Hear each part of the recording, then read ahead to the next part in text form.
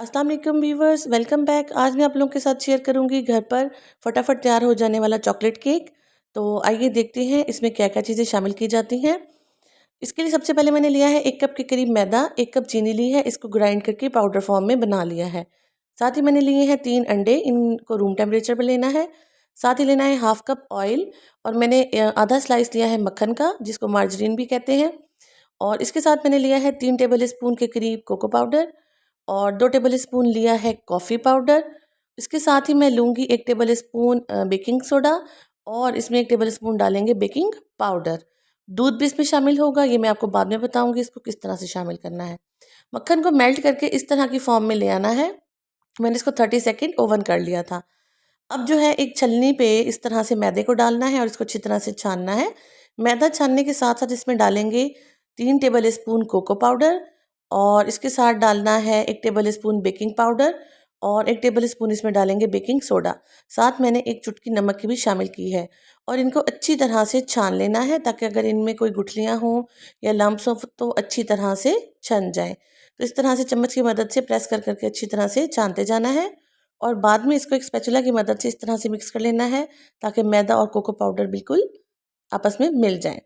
तो इनको मिक्स करने के बाद 2 बाउल लिए हैं और इस तरह से अंडे को तोड़कर उसकी सफ़ेदी और ज़र्दी को अलग-अलग कर लेना है।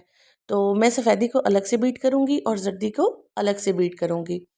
तो तीनों जो अंडे इसमें शामिल करने हैं उनको इसी तरह से तोड़कर उनकी सफ़ेदी और ज़र्दी को बिल्कुल अलग कर लेना है। तो जो ज़र्दी जब अलग हो जाएगी तो सफ़ेदी को साइड पे रख देंगे और इस ज़र्दी में थोड़ी-थोड़ी जो चीनी का पाउडर बना के रखा हुआ था उसको शामिल करते जाना है और इलेक्ट्रिक बीटर की मदद से मैं इसको बीट करती जाऊँगी। आप लोग चाहें तो हैंड बीटर की मदद से भी इसको बीट कर सकते हैं। तो इसको बीट करते हुए ख़्याल करना है कि ये उड़ता है, ड्राई इंग्रीडिएंट्स बहुत ज़्यादा उड़ते हैं, तो ये थोड़े-थोड़े करके शामिल करते जाना है और इस तरह से बीट करते जाना है। जब ये चीनी और ज़र्दी अच्छी तरह से मिक्स हो जाएगी तो इसको साइड पे रख देना है और अब लेनी है इसकी सफ़ेदी और अंडे की सफ़ेदी को 4 से 5 मिनट के लिए हाई स्पीड पर अच्छी तरह से बीट कर लेना है। तो इसको जितना अच्छा हम बीट करेंगे उतना ही हमारा फ्लफ़ी केक बनेगा। तो 3 से 4 मिनट ही मैंने इसको हाई स्पीड पर बीट किया था और ये इस तरह से क्लाउडी फॉर्म में आता गया था। तो हमें इसी तरह के फॉर्म में ये चाहिए था। जब ये इस तरह से अच्छी तरह से बीट हो गया है तो अब मैं इसमें शामिल करूँगी एसेंस, जिसमें शामिल है 1 टेबल स्पून वनीला एसेंस और इसके साथ ही मैं इसमें शामिल करूँगी 1 टेबल स्पून ही लेमन एसेंस। तो आप लोग चाहें तो एसेंस को स्किप कर सकते हैं, लेकिन ये जो अंडे की स्मेल है उसको ख़त्म करता है। इनको शामिल करने के बाद अब मैं आपको बताती हूँ कि दूध और कॉफ़ी को किस तरह से इस्तेमाल करना है। दूध को 30 सेकंड के लिए ओवन कर लेना है और जब ये हल्का सा गर्म हो जाएगा तो कॉफ़ी को इसमें शामिल करके अच्छी तरह से मिक्स कर लेना है। तो अगर डायरेक्ट कॉफ़ी को शामिल कर देंगे तो वो अच्छी तरह से मिक्सअप नहीं होती और उसकी छोटी-छोटी सी गुठलियाँ बन जाती हैं। इसलिए मैंने इसको दूध को गर्म करके उसमें अच्छी तरह से हल कर लिया है। इसके बाद जो अंडे और चीनी का मिक्सचर बना के रखा था उसमें ये दूध वाला मिक्सचर भी शामिल कर देना है और उसके साथ इसमें डालना है मक्खन और जो ऑयल इसमें ऐड करना था वो भी इस पॉइंट पे इसमें डाल देना है। और इसको शामिल करने के बाद इस तरह अच्छी तरह से मैंने सिर्फ हाथ वाले बीटर की मदद से इसको मिक्सअप कर लिया है, ताकि तमाम चीज़ें आपस में घुल मिल जाएं। अब जब ये चीज़ें मिक्स हो जाएंगी तो इनको सफ़ेदी वाले मिक्सचर में शामिल कर देना है और इनको शामिल करने के बाद दोबारा से बीटर को ऑन करके इसको अच्छी तरह से एक दफ़ा फिर मिक्स कर लेना है। तो जितना ये आपका फ्लफ़ी ये मिक्सचर होगा उतना ही फ्लफ़ी केक बनेगा। अब जो ड्राई इंग्रेडिएंट्स बना कर रखे थे वो थोड़े-थोड़े करके इसमें शामिल करते जाना है और इसको बहुत ज़्यादा बीट नहीं करना है, सिर्फ़ एक किस्म का इसको इसमें फ़ोल्ड करना है। तो अगर हम इस पॉइंट पे इसको ज़्यादा बीट कर देंगे तो तमाम जो हमने मिक्सचर पहले फ्लफ़ी बनाया था वो बैठ जाएगा।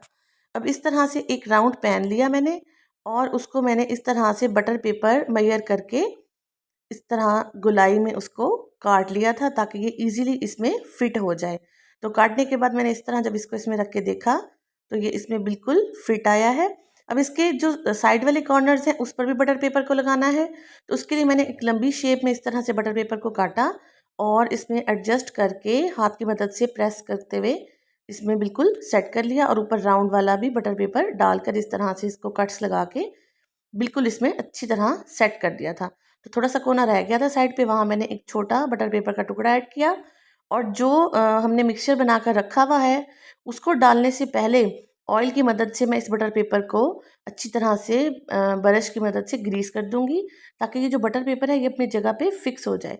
तो आप देखेंगे जैसे जैसे ऑयल लगता जाएगा ये अपनी जगह पे बटर पेपर फिक्स होता जाएगा। अब इसमें शामिल कर देना है केक का बैटर जो पहले बना के रखा था, और इसको शामिल करने के बाद सांचे को इस तरह से 1 से 2 दफ़ा अच्छी तरह से टैप करेंगे, ताकि अगर इसमें कोई बबल्स हैं तो वो ख़त्म हो जाए। अब मैं इसको पतीले में बेक करने लगी हूँ। तो इसको पतीले में बेक करने के लिए एक पतीला लिया, इस तरह से उसमें एक स्टैंड रखा और इसको ढक्कन बंद करके 10 से 15 मिनट के लिए प्री हीट कर लेना है। 15 मिनट के बाद जब इसका ढक्कन उठाकर देखा तो इसमें से देखिए धुआं निकल रहा है। अब जो है केक वाला बैटर, वो जो सांचे में डाल के रखा हुआ था, उसको बिल्कुल आराम से इसमें ऐड कर देना है। तो आप लोगों ने ध्यान करना है कि ये साइडों पे आपका हाथ नहीं लगे, ये पतीला बहुत ही गर्म हो चुका है इस टाइम पे। इसको रखने के बाद आप लोग देख लें कि इसका लेवल बिल्कुल बराबर हो, ताकि केक जो है वो बराबर फूले। अब इसको 40 से 45 मिनट के लिए हल्की आंच पर, दम वाली आंच पर पकाएंगे। और 40 से 45 मिनट के बाद जब इस तरह से मैंने इसका ढक्कन खोला तो ये केक अच्छी तरह से बन चुका था। मैंने अंदर छुरी डिप करके बाहर निकाली तो वो साफ़ आई, तो इसका मतलब केक बिल्कुल अच्छी तरह रेडी है। अब मैंने इसको एक प्लेट पे निकाल लिया है।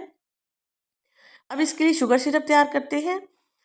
पानी लेकर उसमें 3 से 4 टेबल स्पून चीनी डालनी है और उसको अच्छी तरह से इस तरह से इसमें मिक्स करना है, ताकि चीनी घुल जाए।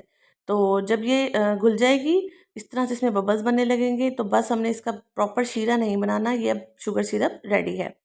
इसको थोड़ा सा ठंडा करने के लिए साइड पर रख देंगे। तो जब तक ये ठंडा होता है तो इसकी चॉकलेट गनाश रेडी करते हैं। उसके लिए मैंने स्वीटेंड चॉकलेट ली है, डार्क चॉकलेट है ये, और उसको इस तरह से छोटे छोटे पीसीज में काट लेना है, ताकि ये इजीली मेल्ट हो सके। म, इसको काटने के बाद एक बाउल में डाल लेना है इस तरह से। आप लोग देखें, मैंने इसको बिल्कुल छोटे छोटे पीसीज में काट लिया है, ताकि ये आराम से घुल जाए। अब मिल्क पैक क्रीम लेनी है और उसको इस तरह से चूल्हे पे थोड़ा सा गर्म करना है। जब इसमें बबल्स बनने लगेंगे तो इस क्रीम को चूल्हा बंद करके इसमें ऐड कर देना है। तो जब ये गर्म क्रीम चॉकलेट में जाएगी तो ये ऑटोमेटिकली चॉकलेट को मेल्ट करेगी, और जब इसको इस तरह से मिक्स करेंगे तो ये एक गनाश की फॉर्म में आती जाएगी। तो मैंने इसको 2 से 3 मिनट के लिए मिक्स किया, तो तमाम चॉकलेट इस तरह से डिज़ोल्व होकर एक गनाश की फॉर्म में आ गई थी। तो जब तक ये बनी थी शुगर सिरप ठंडा हो गया था, और इस तरह से मैंने केक के 2 पीसेस करके ये तमाम शुगर सिरप इसके ऊपर ऐड कर दिया है। शुगर सिरप केक को सॉफ्ट रखता है। तो इस तरह से सिरप डालने के बाद मैंने एक पीस लिया केक का और उस पर ये गनाश को डाला और अच्छी तरह से स्पैचुला की मदद से इसको स्प्रेड कर दिया था इस तरह से। तो आप लोगों के पास अगर प्रॉपर बेकिंग टूल्स नहीं हैं तो आप लोग इस तरह से छोटे छोटे घर पे ही मौजूद टूल्स इस्तेमाल करके इजीली केक बना सकते हैं। अब इसके ऊपर मैंने दूसरा पीस रखा और सेम उसी प्रोसीजर के थ्रू जो चॉकलेट गनाश थी वो इसके ऊपर डाली और इसको भी अच्छी तरह से इसके ऊपर स्प्रेड कर दिया है। तो इस तरह से इसको स्प्रेड करते जाएंगे, तो जब ये ठंडा होगा तो ये जमकर चॉकलेट को बहुत प्यारी शक्ल दे देगा। अच्छी तरह से इसको फैला लेना है, और एक लेयर लगाने के बाद इसको मैं थोड़ी देर के लिए रख दिया था, ताकि ये जो लेयर है ये थोड़ी सी ठंडी हो जाए। और जब ये ठंडी हो गई थी तो इस पर दूसरी लेयर को डाला था, ताकि ये जो इसके कॉर्नर्स रह गए थे वहाँ भी चॉकलेट अच्छी तरह से फैल जाए। दूसरी लेयर लगाने के बाद इसको दोबारा से रख देना है, ताकि ये अच्छी तरह से ठंडा हो जाए। तो आप इसको फ्रीज़र में रख सकते हैं, मैंने इसको फ्रीज़र में रख दिया था। उसके बाद सिंपली मैंने चॉकलेट को थोड़ा सा मेल्ट किया, सिर्फ चॉकलेट को मेल्ट किया, उसको इस तरह से मैंने पॉलीथीन बैग में डाला और छोटी छोटी सी शेप्स बना ली थी इस बटर पेपर के ऊपर, ताकि थोड़ी सी मैं केक की डेकोरेशन कर सकूं। और जब ये ठंडी हो गई थी तो केक निकाल कर इस तरह से इनको केक के ऊपर आप अपने डिज़ायर्ड शेप में रख सकते हैं। तो बहुत ही मज़ेदार चॉकलेट केक तैयार है। अगर मेरी रेसिपी पसंद आई तो वीडियो को लाइक और शेयर करना मत भूलिएगा। साथ ही चैनल को भी सब्सक्राइब कर दीजिएगा। मुझे दुआ में याद रखिएगा। अल्लाह हाफिज़।